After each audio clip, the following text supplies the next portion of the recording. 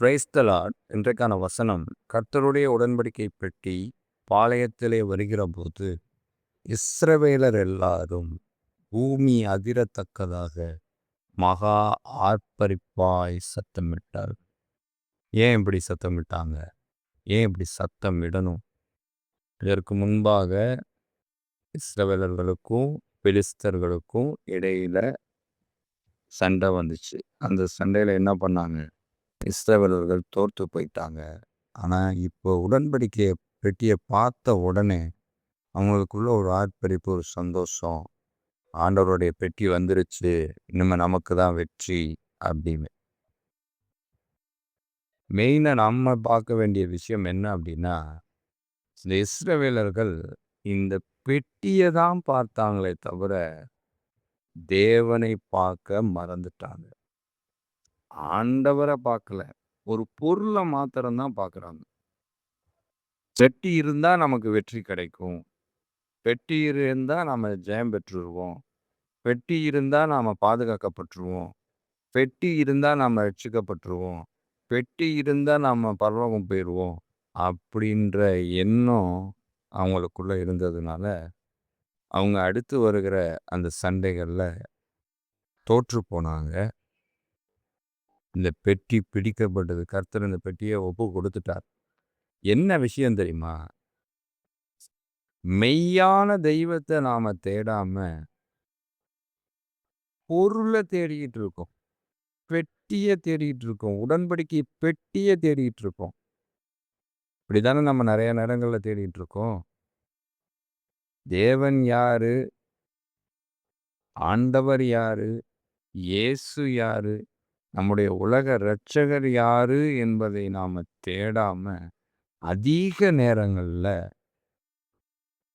அவர் சாயலில் இருக்கிற அநேக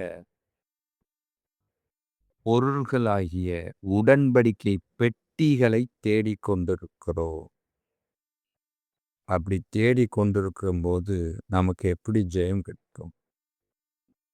ஆனா அந்த பொருளை பார்க்கும்போது ஒரு ஆர்ப்பரிப்பு, குதூகலம் வருது. அப்படியே பயங்கரமா. நான் புரிகிற மாதிரி சொல்லவா? ரோமன் கத்லிக்ல பார்த்துருக்கீங்களா? தேர் பவனி நடத்துவாங்க. இதுதான் உடன்படிக்கை பெட்டி பொருள்.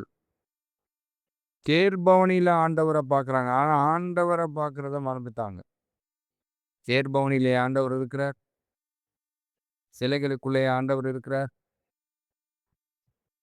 கிறிஸ்தவர்கள் அல்லாதவர்கள் பின்பற்றின அநேக காரியங்களை இவங்களும் பின்பற்றி கொண்டு இது சரி என்று நம்பி தங்களே தாங்களே ஏமாற்றி கொண்டிருக்கிறார்கள்.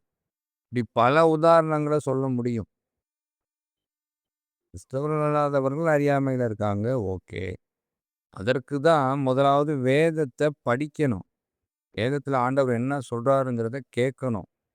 அதுக்கு நமக்கு நேரமே கிடையாது. வேதத்தை தியானிக்கிறதற்கான நேரம் கிடையாது, வேதத்தை வாசிக்கிறதற்கான நேரம் கிடையாது. பிரசங்கம் கேட்டுட்டு போயிடலாம். அப்படி போயிட்டா எல்லாவற்றையும் கற்றுக்கொள்ள முடியுமானா கண்டிப்பாக முடியாது. ஆண்டவர் முதலாவது அதை நமக்கு சொல்லி தருவார். அதுக்கு நாம் ஆண்டவர் சமூகத்தில் காத்திருந்தால் தான் அதை கற்றுக்கொள்ள முடியும். கற்றுக்கொள்ளாததுனால தான் வெறும் சிலைகளுக்குள்ள, சிலைகள் என்கிற உடன்படிக்கை பெட்டிக்குள்ள ஆண்டவரை தேடிக்கிட்டு இருக்கிறாங்க. இந்த தேர் பவனியில் ஆண்டவரை தேடிக்கிட்டு இருக்கிறாங்க. இன்னும் அநேக விஷயங்களை ஆண்டவர் தேடிக்கிட்டு இருக்கிறாங்க. இங்கேயே இருக்கிறார் ஆண்டவர். ஆண்டவர் என்ன சொல்லியிருக்கிறார்? வானம் எனக்கு சிங்காசனம், பூமி எனக்கு பாதப்படி. நீங்கள் எதுலப்பா கொண்டு போய் என்ன வைப்பீங்க? என்னை வைக்க முடியுமா உங்களால்? எதுலையாவது என்னை கொண்டு போய் இது பண்ண முடியுமா? என்னை எப்படி இந்த அழிந்து போகிற இந்த உலக பொருட்களின் மீது வைத்து நீங்கள் ஒப்பிடுறீங்க அப்படின்னு சொல்லி வேதனையோட கடுமையோட ஆண்டவர் சொல்கிறார். நான் இந்த உடன்படிக்கையோட அர்த்தம் என்ன தெரியுமா?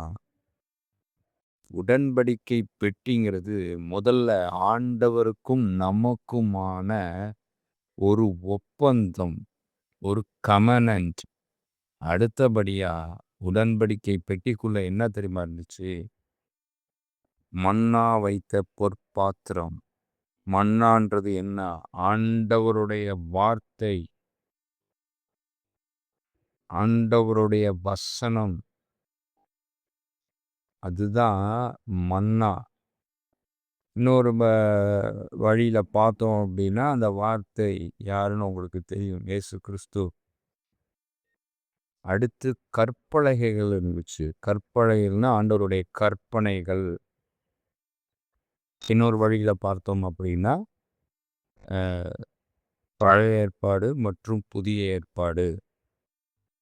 அடுத்தபடியா ஆரோனின் தளிர்த்த கோல் இருந்தது. அப்படின்னா ஆசாரிய ஊழிய ஆசாரிய ஊழிய அழைப்பு. பிரதான ஆசாரியன் என்ற ஒரு அழைப்பு. இவ்வளோ விஷயம் இருக்கு. உடன்படிக்கை பெட்டிங்கிறது தேவனுடைய சந்நிதி, அவருடைய பிரசன்னம், அவர் வாசம் பண்ணக்கூடிய இடம். இதெல்லாம் அதற்குள்ள அடங்கி இருக்கு. ஆனா நம்ம இதை பார்க்கறதில்ல. வெறும் பெட்டியை மட்டும் பார்த்துறது. பெட்டி மேலே தங்க முலாம் பூசப்பட்டு எல்லாம் போட்டு எல்லாம் பண்ணி நல்லா செஞ்சுட்டா அந்த பெட்டி நமக்கு வெற்றியை கொடுத்துருமா? பெட்டி நம்மளை விடுவித்துருமா? ஒரு நாள் விடுவிக்காது. பெட்டிக்குள்ள என்ன இருக்கு? ஆண்டவர் என்ன சொல்றாரு? அதைத்தான் நாம பார்க்கணும். மேலோட்டமா பெட்டியை மாத்திரம் பார்த்துட்டு அதை நம்ம எப்படி எந்த நோக்கத்துல ஆண்டவராக ஏற்றுக்கொள்கிறோன்றதே புரியல. நம்முடைய மூதாதையர்கள் அப்படிதான் பண்ணியிருக்கிறாங்க. இஸ்ரவேலர்கள் அப்படிதான் பண்ணியிருக்கிறாங்க. இப்ப நாமும் அப்படிதான் செய்து கொண்டிருக்கிறோம். அநேகர் இப்படிப்பட்ட பெட்டிகளை நமக்கு முன்பாக வைத்திருக்கிறோம். கொஞ்சமாவது நாம சிந்திக்க மாட்டோமா? எப்படி இது நடக்கும்? கர்த்தர் ஆவியானவராய் இருக்கிறார். அவர் எப்படி போய் ஒரு சிலைகளுக்குள்ளே அடங்குவார்? இன்னும் இந்த உலகம் முழுவதும் என்னுடையது. அவர் ஏன் சிலையில போய் அடங்குவார்? அவருக்கு உருவம் கிடையாது. அவருக்கு இந்த மாதிரி பொருட்கள் மூலமா தான் அவரை நீங்க கொண்டு வந்து காமிக்க முடியாது. அவர் வார்த்தையானவர், ஆவியானவர், வல்லமை உள்ளவர், மகிமை நிறைந்தவர். அவர் அக்கினியானவர். அவரை கொண்டு போய் நீ எதுல கொண்டு வந்து காமிக்க முடியும்? ஆனா இதெல்லாம் நாம உணராம சிஎஸ்ஐல என்ன பண்றாங்க? கிராஸை வச்சிருக்காங்க. கேட்டா அடையாளம்னு சொல்லிட்டு அதுல ஒரு பெட்டியை தேடிட்டு இருக்கிறாங்க. ரோமன் கத்தோலிக்கல நான் சொன்னேன்ல, நிறைய சிலைகளை வைத்துக்கொண்டு அதுல ஒரு பெட்டியை தேடி கொண்டு இருக்கிறாங்க. ஆவிக்குரிய சபைன்னு சொல்ற இடங்கள்ல என்ன பண்ணி கொண்டு இருக்கிறாங்கன்னா, எங்களை போல உண்டான்ற ஒரு பெட்டியை தேடி கொண்டு இருக்கிறாங்க. அங்க நிறைய இருக்குது. கள்ள போதகம் இருக்கு, கள்ள தீர்க்க தரிசனம் இருக்குது, வஞ்சக ஊழியம் இருக்குது. ஒவ்வொரு இடங்களையும் ஒவ்வொரு பெட்டிகளை தேடி கொண்டிருந்தா எப்போதான் நாம கடவுளை தேட போறோம்? எப்போதான் நாம அவரை நோக்கி பார்க்க போகிறோம்? அதனால ஆண்டவர் சொல்றது, எப்பா நீ பெட்டியை பார்த்து ஆர்ப்பரிக்கிறதுனால ஒரு பிரயோஜனம் இல்ல, ஒரு பயனும் இல்ல. அது அழிந்து போகிறது.